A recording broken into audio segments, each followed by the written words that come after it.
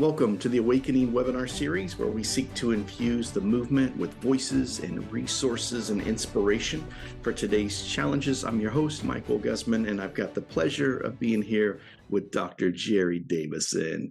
Jerry, a well-known entity, of course, as the district pastor here for the association for the last 6 years. He's also the lead pastor of Rockwood Church of God.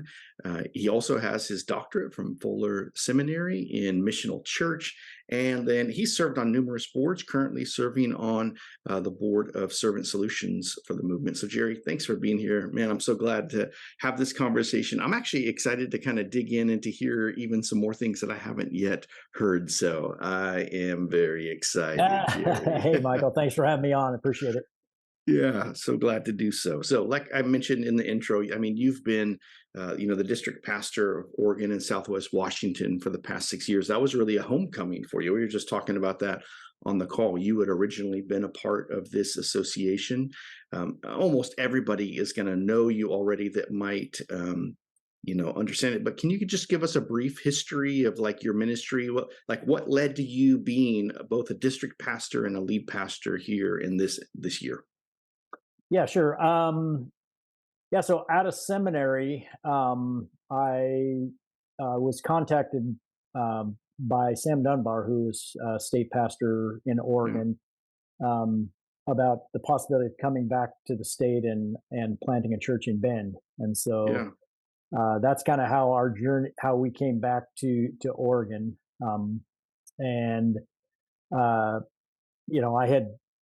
I had grown up at the Lynchwood Church of God in the Portland area. We started going there as a family when I was 2 years old. So that was, my start.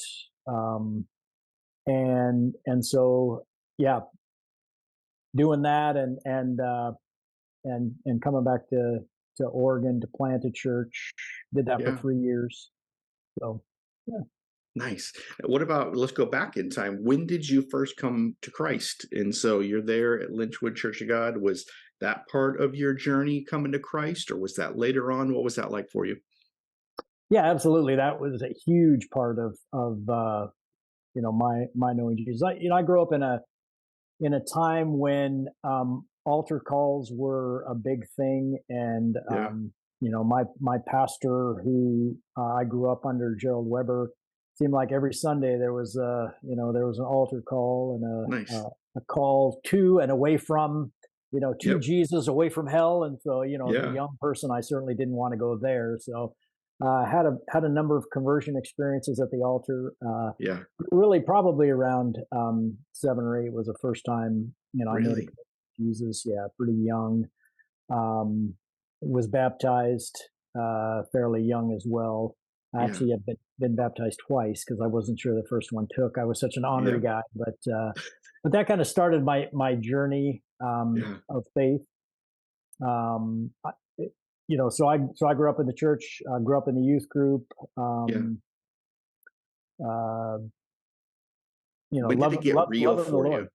When did it get real? Well, because I know what it's like. My girls have kind of grown up with that kind of a storyline, and a lot of things are normalized, but I have watched each of them. There's this moment where they carry the baton themselves. It's not just our faith or our family's faith. This is like ownership. What was that like? That's really interesting, because my call to ministry and my faith in Jesus really, when I was called to ministry, that's when it really got real. Right. Yeah, that makes sense. Growing up in the church, being in the high school youth group, I was also working at a grocery store. So I kind of had my foot in a couple of different worlds, right? Knew how to play the game, knew how to, be the party guy, Jerry at work and in high school, and, knew how to be the president of the youth group at church, right? Knew what to do, what to say, but it was around my senior year in high school. I was just doing an ordinary task downstairs in my bedroom, and just felt this didn't hear an audible voice, but just sense Holy Spirit saying to me, you're going to make a great minister one day. Wow. And so, I didn't know what to do with that, because I knew that so my understanding of a pastor was that they were, uh, it was God, Jesus, and pastors, right? I mean, Yeah. I had a Yeah. real high view of pastors, and I knew that the life I was living, the way I was, kind of Gotcha. had my foot in a couple worlds, that Yeah. that was not me. Okay. Matter of fact, I think I might have said, "Lord, you've got the wrong bedroom," because my older brother, lived upstairs, right? And he was like the real spiritual one. He was the straight laced, number one. He Yeah. did it all. So I'm like, yeah, you got the wrong room. So I really wrestle with that call. Matter of fact, threw out a fleece and said, "Hey, Yeah. Lord, if this is really you, have somebody else and confirm that to me." And so the very next Wow. Sunday I went to church, and one of the dear saints in the church came up to me, and I mean, put her arm around me and said, "Jerry, you're going to make a fine minister one day." And I was like, Wow. that's not coincidence, that's Holy Yeah. Spirit. And the same language too. That's In the crazy same that they language, yeah. It was like, wow, that's how can that amazing. be? Well, Yeah, so so I then, okay, as you go yep. from there, like who starts investing you, or what did that look like? Where you end up heading toward that track of becoming, a church planter, a pastor, district pastor. Yeah, so I was not a student. Didn't Mm, like school. Enjoyed the social aspect of it. Enjoyed working. So my trajectory was, when I got out of high school, I was working at a local grocery store. So I thought, yeah. hey, I like the work. I like the people. Like interacting with folks. And so I thought that was the trajectory I was heading. I figured I wouldn't have to go to school right away, and Yeah. that'd be great. But when I got called to ministry, I felt like, well, I guess maybe I should prepare myself, right? So I applied to Warner Pacific, and many of my professors mentored me, but really it was my pastor. I went to Mm, Pastor Weber, and yeah. uh, for really two reasons. One, to confess that I'd partied pretty hard the night before, and I felt called to ministry, and I couldn't reconcile the two. And so I just shared with him. I said, "Hey, That's awesome. Yeah. I've I didn't do what I was supposed to do, but I feel called to ministry." And it was as if he Wow. didn't hear the first part, which I thought he was going to nail me and say, "Oh, well, Yeah. you got to get right." But he heard the call to ministry, and just took me under his wings. I mean, he Wow. gave me opportunities to speak when I was not even near ready. He threw me up on the platform to pray, to read scripture. Yep. He invited me along with him to do visitations in That's hospitals, great. and Yeah. visiting some of the saints. And so he just took me under his wing and said, "Hey, come on, let's go." And so it sounds like everything was great, but it really was a struggle. I went to Warner, again, Yeah. not a student, and so I struggled my first 2 years Yeah. at Warner academically. And you know, college Christian college is there to make you ask questions, to like you were saying earlier, to help you to own your faith, right? Yep. Yeah. And I realized that even at that point, my faith was not my own, and so Yeah. I Yeah. wrestled with some questions and some really Yeah. hard stuff. And it was in between my sophomore junior year that I went to Oregon State camp meeting, and just kind of had this moment. I was not going to go back to Warner. I Really? was back working at the grocery store, and Wow. just kind of was sitting there, and felt Holy Spirit say, Jerry, you can do whatever you want to do, um, Mm, but I've really called you, and if you want to find some happiness and fulfillment in life, trust me. yeah. And so I was kind of like, okay, Lord, you know me, Yeah. Yep. you know everything about me. And if you really want me, I'm all in. And so I went down the altar and basically Wow. said That's as cool. much to, can't remember who prayed with me, but basically I'm all in. Went back to Warner. It's when, incidentally, I met my wife, Chris, who really got me through college and seminary by Yeah. typing my papers and Yeah. actually rewriting my papers, if truth be told. But yeah, so she helped me out. Um, so I graduated from college, went to Anderson for a year. Chris and I that's a whole nother podcast, but no, a whole nother story. We kind of had a rocky relationship, and so we broke it off. I went to seminary, um, but during that first year of seminary, just realized that absence made the heart grow fonder. I mean, this was the woman I want to spend my life with. So came back, we got married. I went back to Lynchwood and went on staff with Pastor Weber again. That's cool. And he was this is interesting because he was getting ready to retire, and he said to me, Jerry, when I retire, you're going to step in and be the lead pastor at Lynchwood. And I thought, oh, cool. I got a degree. I got 1 year seminary under my belt. I got this. But he failed to tell everybody else in the congregation, right?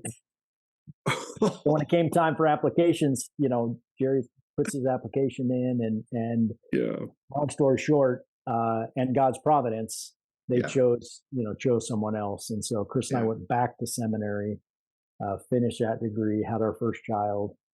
And that's when I got contacted by Sam Dunbar to come back. So, to come plant. Kind of the full circle, how we made it back. That's amazing. Yeah, it is interesting. I hear in your journey, very similar, like into mine too. Like it's almost like different degrees of consecration in a way, like, and the way I've said it with different people that I've like really ministered to, just, I gave everything that I knew how at that moment. And then I've discovered like, oh, there's this whole area I've retained control of. And so it's not that it's like I'm, redoing the same thing again and again. It is like reclaiming different parts of my journey. So thanks for sharing that. So I met you. You're senior pastor of First Church of God in Tulare. I'm on staff in Exeter. And then you end up, after having been there for like 20 years, making the transition. You become the regional pastor in Central California, and then you end up making the move to become the district pastor here in Oregon.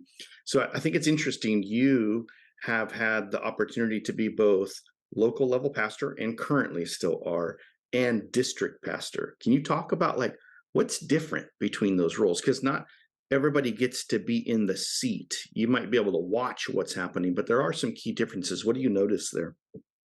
Yeah, kind of before I jump into that question, my journeys, kind of how my call. I felt my call was I was going to be a senior pastor my entire life, right? Church ministry. That was what I was going to do.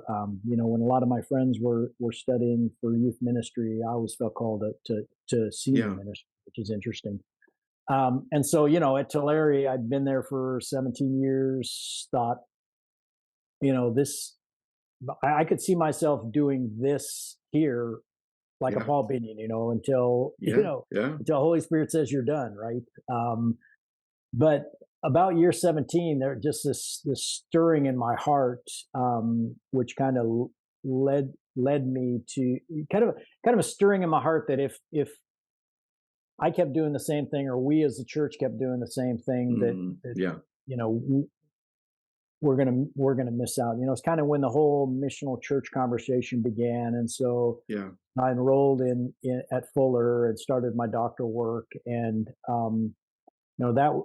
And during my doctoral work, one of the things that they had us do was get some coaching from someone. And so I had the opportunity of having Terry Walling as a coach. Terry Walling, he just stepped away from an organization called Leader Breakthrough, and it's a wonderful organization. I got some training with them, and anyway, so in our coaching, came to realize that God was moving me in a different direction, right?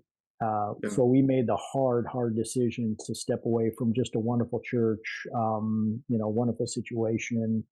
Again, one that I thought I was going to walk into, and I didn't know what that looked like. And so, when Roger Chamberlain decided he was going to step away, that kind of, I was still working on my doctorate.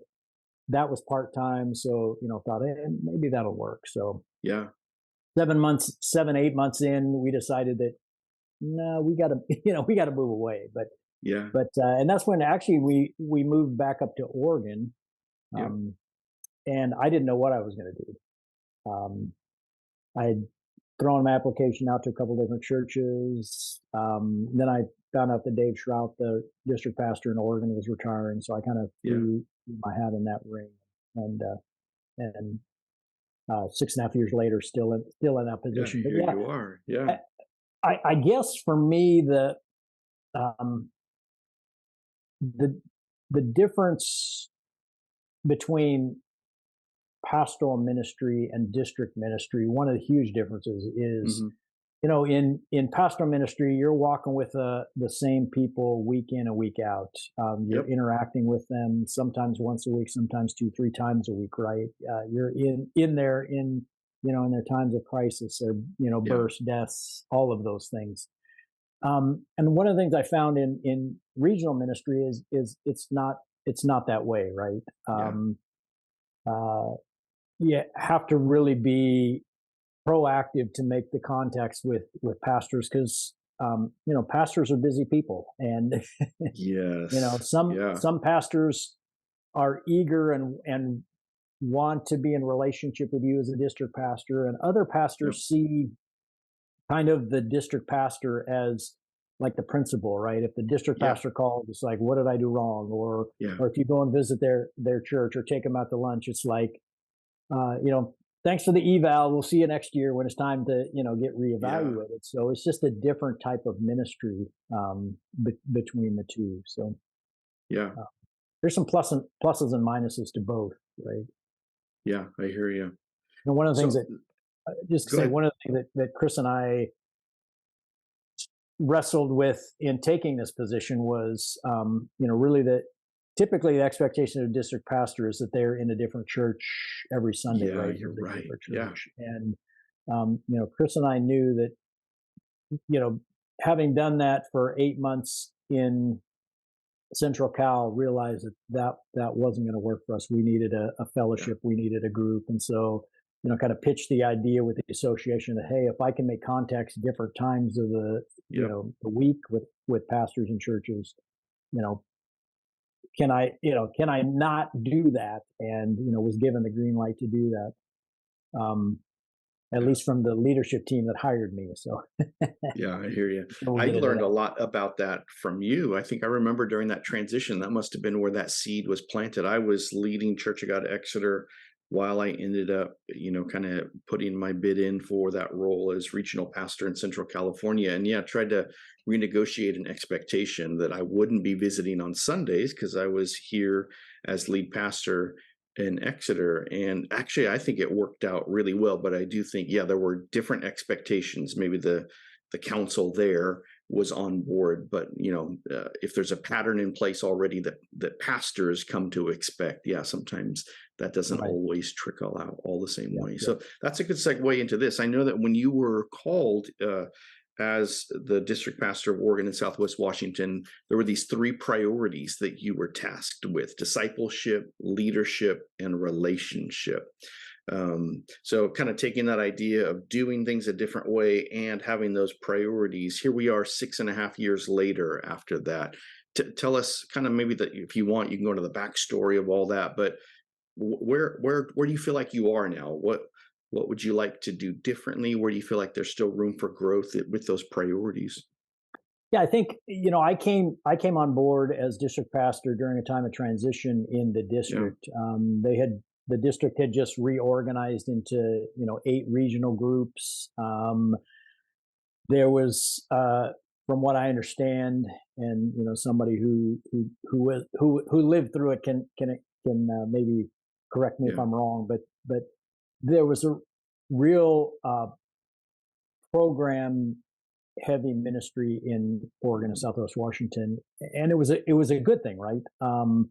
But they would have a how-to convention in February, and then they'd have a spring celebration and a summer Hmm. celebration, which was the big week-long camp meeting, and then there'd be a Yeah. fall thing and a ministers and spouses retreat, and a bunch of really good things were going on. But Yeah. apparently the leadership heard was that there were too many things going on, right? And they wanted to pare things down. Um, and as part of that too, there were a number of commissions. There was a youth commission, a Okay. camp meeting commission, men's Yeah. ministry, all these commissions. And each of those commissions had a seat on the council, and so there was like this 24, 25 person council Wow. Yeah. was really challenging to get things done. And so Yeah. the when I stepped in, the district had just reorganized and was trying to figure it out. And so as part of that, there were these three mandates that were thrown out: leadership, discipleship, and relationship. And Yeah. nobody really gave me any direction. Said, Okay. these are the three buckets that Yeah. you have to work under. Um, go for it. So So Yeah. I think some of the things that that I did. So in terms of discipleship, I've had the opportunity to lead 14 people, and then train Paula, who's led another 7 people through the Nice. the discipleship gravity leadership discipleship Yeah. program. We brought Ben Hardman and had a boot camp and talked a lot about discipleship, and so we kind of pressed into that one. Yep. As far as leadership, it was really interesting because in one of my first council meetings, we were talking about this tsunami of retirements that were Yeah. inevitable. Right. And, Yeah. and we were talking about what can we do to partner with others in developing leaders. And I remember very distinctly one of our council members said, "Well, we can develop that on our own." Yeah. Wow. So kind of had this mindset that Oregon, Southwest Washington, we're doing some good stuff. We don't need any help, right? And so that's been a challenge. We really haven't tackled the leadership pipeline. We have been very blessed in our Yeah. in our association by having churches recruit and bring in several incredible young pastors in our Yeah. district. And so Yep. Absolutely. one of the things I'm really working on is helping to develop and encourage and working with Jenny Elliott and Matt Yep. Ingalls to try to Yep. really make this a destination for young pastors, right? Where they know that Yeah. if they come, they're going to be cared for and loved on. So, and as far as relationship, what that's been a struggle as well, because when you go from all of these events where you're Yep. asked to participate and be in the room together, and then it pairs down to every other year minister's spouse retreat. We may have like a discipleship boot camp, or like this fall we're hosting a small church or church conference dealing with Yeah. small church. It really makes it hard for people to you know Yeah. It to does. connect, get together. So yeah, Yeah, and it's then been proximity, interesting. Oregon is a large state. Yeah, I mean, yeah, and then, I'm way down here on the southern coast, and that hub of Portland, wider area. There's just a lot of distance yeah, that does even keep us together. So even if you have those regular events like you had described in that um, heavily programmed time frame, it still makes it really difficult to develop relationship in a face-to-face manner in that way. So yeah. Because we tried to during COVID, we started pastors gatherings, right? So we yeah. did every a couple times a month. We still do online gatherings, and Yeah. that seems to be beneficial for some. Some due to bivocational work or just scheduling can't make that. And so Yeah. and there is something uh, to be said about being in the room, looking at people eye to Yeah. eye, and Yeah. that's a great value. So we still have the regional structure where our Hmm. regions are encouraged to get together uh, every other month, and some other regions do really well at that, and Sure. others do not. Um, Yeah. that too was a desire to get people Yeah. together, get them talking, get them Yeah. encouraging and supporting each Yeah. other. We're going to work on shoring that up for sure. Yeah. Yeah. Well, that's good. That I think even moves into this next one. So here you are, district pastor. You've really led in some unprecedented and unique models of ministry. I don't know of another association in a similar size that now has, like what you've developed, a regional team. And so you already had Paula in a role working alongside of you. Now you've brought Fred Douglas in as an associate regional or district pastor, and then you've brought me in, multimedia and resource pastor. um, Tell us a little bit more about, like, and I know at the annual conference you said, hey, we've put together this crack team, but That's tell right. us about this crack team and what you see opening up as possibilities, because you've got four people now in this kind of team environment. Yeah, for sure. I've for most of my ministry been on my own, right? Yeah. Been the lead pastor. Occasionally, have had some part time help in music ministry or youth ministry, but for the most part, have been on my own, and I always desired Yeah.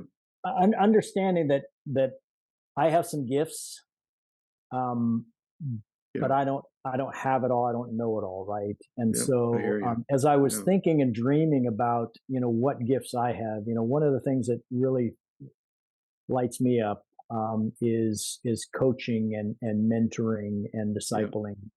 Sort of like using Leader Breakthrough to coach our pastors, or Gravity Leadership to disciple Yeah. our pastors, or even in one-on-one coaching conversations. Yep. That's really what I li- love to do, right? Yeah. And so I heard a kind of a call for, well, our district doesn't care because a district pastor hasn't hasn't come to my church, right, or isn't Yeah. coming to our churches, right. And there is something to be said for sure about showing up, right. And so that's one of the reasons why I talked to Fred, and uh, we brought him on to Yep. mainly spend his time, you know being the face of the district, Yeah. going to our churches, and really doing a couple of things, listening, and just letting our pastors know that they're cared for. It wasn't that I didn't or don't care, Sure. or it was Yeah. just the way things are set up. So just kind of releasing him to do what I especially in my dual role now at Rockwood, don't really Yeah. have the time to do. I mean, I'm still available when called on. I'm Yeah. not filling the pulpit every week at Rockwood, so can still do that. But so brought him on, and then one of the weaknesses that in my own life, I mean, you go to my social media, my Instagram, my Twitter, my Facebook, all of those things, and you'll see that maybe I'll fire off a post, or Yeah. share something once every 3 months, right? So I'm not good at that, and our you know our district website is in dire need of some Yeah. update, and also so brought you on for some of those things, as well as I think as you and I have talked on several occasions, just Yeah. the need for um, good conversation, good content. Yep. Things you're doing in this Yeah. series are amazing, and opportunities just to again um, give give pastors some tools, Yep. some opportunities, and it's just great to have someone like you to brainstorm with, and to Yeah. bring in the content that you bring in. And then Paula, she obviously is in the administrative role, Yep. but she brings to that role just an incredible pastor's heart, right? Yep. Absolutely. And just a desire to see our pastors and our churches thrive. And Yeah. sometimes it takes her off in uh, non-admin directions, but Sure. it's all good, because I think when people call the office, or when people interact with her, they genuinely know that she Yeah. has a pastor's heart and she cares. So each of those three, now four positions. I mean, I'm blessed. I think we to be able to, as an association, to um, to afford to Yep. to Absolutely. do it Yeah. in this way, and to do it I mean, uniquely with, I mean, you're on contract with us. Fred's an employee, Yeah. Paul is an employee. It's just different models, different ways of doing ministry, Yeah. but we all have our strengths, and I think our strengths will will work, will continue to work Yeah. to see our churches and our pastors and our church leaders strengthened. I just Yeah. can't help but believe that. Yeah, it is really cool. You bring a whole, each individual person has not only, like you've said, skill sets, emphases, but then like a capacity as well. And so already the capacity has multiplied Yeah, so much in terms of what is happening in the association. So I'm hoping that people are experiencing, whoever that face might be, that ministry touch like you're talking about. yeah, Well, hey, let's exactly. transition here because I Sure, know that you're Jerry to me, but I am. technically you are Dr. Jerry. I'd like to dig into your doctorate a bit, that topic of missional church. And so, what kind of insights did you gain through going through that program? And you kind of already couched it historically. You're in first church you got in Tulare. Missional movement is kind of becoming a thing in the wider church. You end up jumping in. What are some of the key insights that really struck you as you went through that program? Yeah, I think there's this, so that the missional movement, there was a notion that we had as a church, well, not universal, but the church in North America had Yeah. kind of really gotten ingrown, and if Hmm. we and looked around and saw that um, we were asking all the wrong questions, right? um, this Present Future by Reggie McNeil was a book that really started me on the missional journey, and he's talking about that we're just asking the wrong questions. We're asking, how can we get more people in our churches? Yeah. How can we get more money? How can we develop programs that are going to attract people, really an attractional model? And Yep. the missional movement came in and said, no, it's the missio Dei, the mission of God, that we Yeah. really need to be thinking about. And what is that mission? The mission is, while yes, there is a mission to the body of Christ, there's a broader mission out there. I mean, you look at the life of Jesus, and Yep. Jesus spent a majority of time walking along the road, encountering people Yep. who were hungry for some good news, right? They were Yeah. hungry for a different kingdom than the kingdom of Rome that they were being oppressed under, and Jesus came and brought that hope. And so there's a notion that we need to move out of our church buildings into the Yeah. neighborhood, Yeah. um, and so I really kind of dug into that, and in my studies, and Yeah. did my project. I don't know if you want me to talk about my project, but Yeah. my Let's get in project that was here. yeah. So I'm what sorry. I did was I wrote a what's that? I was I'm cutting you off a little bit. Yeah, I think we've Oh got a no, slight audio disconnect there. But go live ahead. Your delay. No worries. dissertation. Yeah. So I wrote my project was Hmm. writing a missional coaching handbook that Yeah. pastors could use to really coach their folks out into their Yeah. neighborhoods. And so I wrote the missional coaching handbook as part of my project. I had I believe 4 churches in our association Nice. walk their folks through it and kind of give me Yeah. feedback of what was helpful. One of the challenges was um, when I finally got the handbook into our pastors' hands who were leading their folks through, there was really a time crunch for them to get done so that I could get done with the project, right? And so Yeah.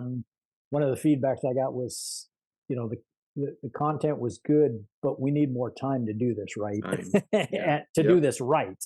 Yeah. Yep. So, but I think most of our pastors saw a real, at least those that took their folks, who saw a real Hmm. desire on the part of most of their folks to really, yeah, to engage their neighbor. They just didn't really know how, right? Yep. And so some of the chapters that I wrote in my missional coaching handbook were things like the art of neighboring, Yeah. talking about knowing the people around you. Yep. You know, we don't do a very good job. I don't do a very good job of that, right? Yeah. You know, we live in these communities where people, they go away to work and then they come home and they drive in the garage, shut the garage door, and you don't see them until the next morning when the garage door goes open and they, you know, so Yeah. we're really not good at neighboring. So that was one of the things I wrote about. I wrote about another one on uh, talked about the kind of the spaces we occupy. So we kind of talked about Oh, first, nice. second, Yeah. third spaces. Um, Yeah. you know, that first space is our work, second space, at first space, our home, second space, our Oh, work. And then the third space is kind of the stores, the restaurants, the, you yeah. know, coffee shops, pubs, things we visit on a Yeah. regular basis, and how we can use those as entries into relationship and conversation, right? Because I think Yeah. that's really what it's about. It's about getting to know people, Yep. getting them to getting in a relationship, be friends with them, right? Um, and then live your life in such a way that they say, there's something different about this guy, right? Yeah. Right. So Yeah. I have the opportunity to play golf on a regular basis with um, three guys. One was a neighbor in the house before I moved. He's a car salesman, Yeah. um, and a couple of his buddies who are both Muslim, right? And so, Nice. you know, we have an opportunity. We will play golf. They know I'm a pastor, and it's Yeah. interesting that, you know, at times the conversations we have on the 19th hole, right after we play golf, Yeah. and you know, we're sitting around, you know, talking about the round and about life. You know, it's just Yeah. so that to me is that's my third space. So you know, Yeah. wrote about Absolutely. that. You know, talked about the art of listening. You know, much of our evangelism is about telling, right? I mean, Yeah. that's kind of, I mean, it's the word evangel, tell, you know, Yeah. proclaim the good news. But before we can proclaim, we gotta listen, right? Yeah. The gospel is so much bigger than just you're a sinner and you need to be saved, right? I mean, the gospel can be um, about healing of Yeah. a body or care, you know, in a fractured relationship, or Yeah. so much more than just, you know, you know, you need Jesus to get to heaven. So Yeah. those are some of the things that I wrote about in my handbook. But That's awesome. So, like, when you think about the average church in the district now and kind of your training in missional church, what do you think? How can missional church insights provide a way forward for the average pastor kind of, looking at what to do? I hear you talk about get outside of the building, neighboring, listening, getting into the third space. But what do you think? How can churches kind of really grab hold of some of that stuff and move forward?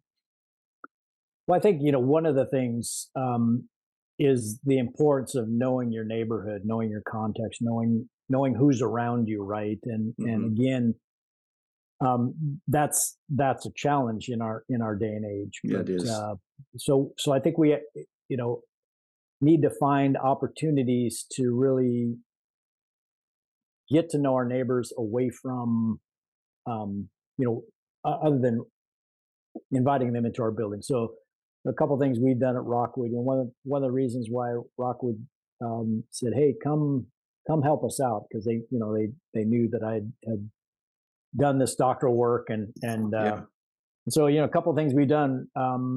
We just uh, for two years running now, we've had a dump on us day.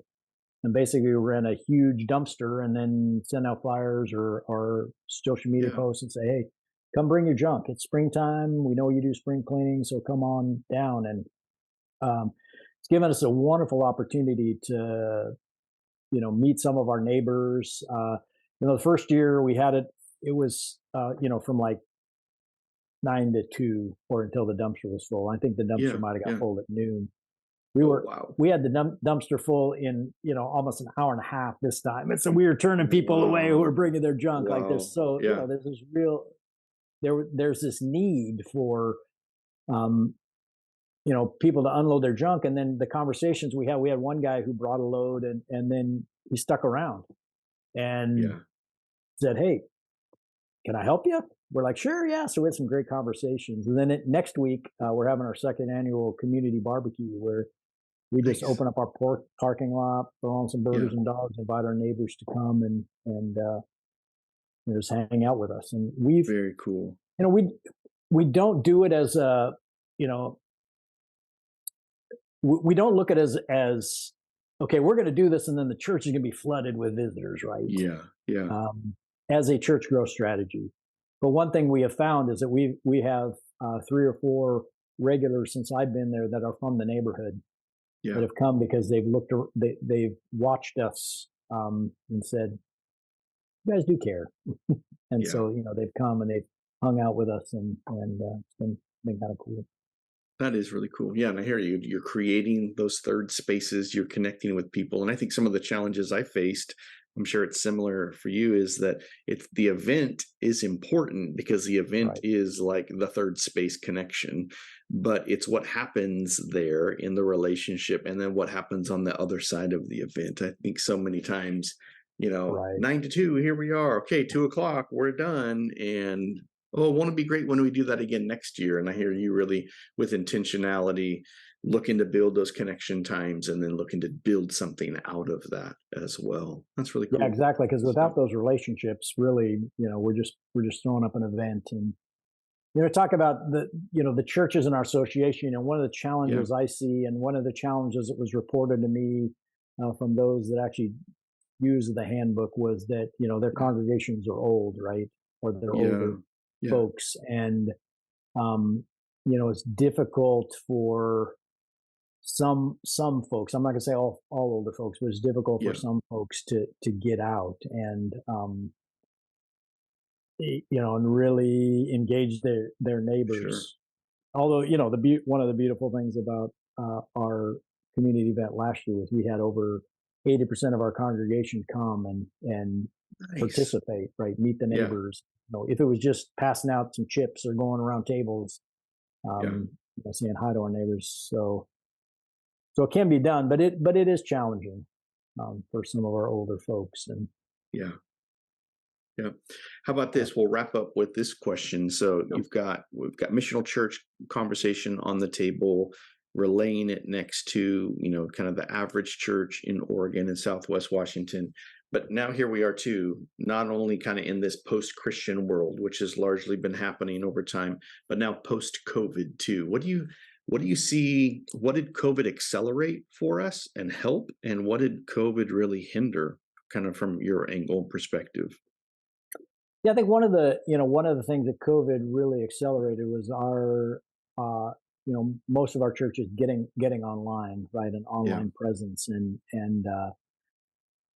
I see great value in that because we live in a digital world, We right? do, We yeah, live in an on-demand world. I last Saturday sat and watched the golf tournament on TV and fast forwarded all the commercials, right? It was on yeah, demand. It wasn't, yeah, it was when yeah, I wanted to watch it. And so I think, we've been talking about this as pastors and in the church world yeah, for a long time, that, we offer Sunday morning service at on our schedule at 10:30 or 11 or whenever, and we're yeah, done by 2. And if you can't make it, sorry, yep, this is the time frame. And nobody does that anymore, right? yeah, People are listening to podcasts, they're listening to sermons yep, from yep, great preachers all during the week, right? And so, I think it really accelerated a lot of our smaller churches anyway, getting into that game. And I think yeah, that's good. And I would just encourage our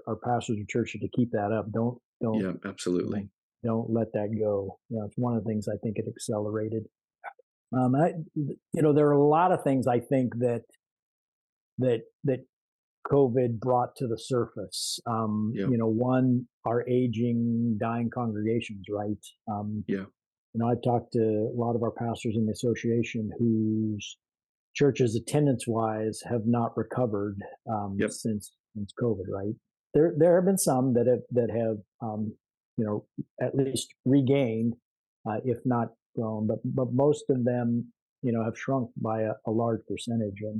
yeah, And I think that we've been, like I said, we've been talking about this tsunami that the church is shrinking, and for a long time, I think COVID accelerated that. And I think big time. another thing I think COVID did was it kind of accelerated a divide that is in our world, and I think in our church as well. And much of it has to do with politics and the church. You know, when we fire up our podcast, we'll have to tackle that one. But I know, right? I hear. But that's every pastor that I've talked with has a story about someone who's left because of a decision made during COVID. And it's heartbreaking. And we also saw people walk away who had been part of churches for years and years and aren't coming back. It is interesting the way that the stats are playing out with all of that. Yeah. And what do we do with that, right? I don't think we've yet as churches really grieved at the things that we've lost. We really haven't done a good job of really evaluating. There's been a lot of talk of, now that COVID's over, we'll just get back to it, right? Yeah. We need to just take some pause to grieve and then to think strategically about what this new world's going to look like. That's good. Because thanks, it's Jerry. Definitely different. Yep, it is a different world. Yeah. Well, thanks, Jerry, for taking the time to be able to share your story, to unpack some of the experience and training that you bring to the table. I really appreciate it. So thankful to be on your team. And I'm really looking forward to, like we talked about with that crack team, and all the ways that each of us individually get to be able to impact in the district. And so thanks so much for taking the time. Thanks for those of you watching, hearing Jerry's story, and love to be able to see that church come alive and awakened and impacting all of Oregon and Southwest Washington. So thanks, everybody. Take care. Thanks, Michael.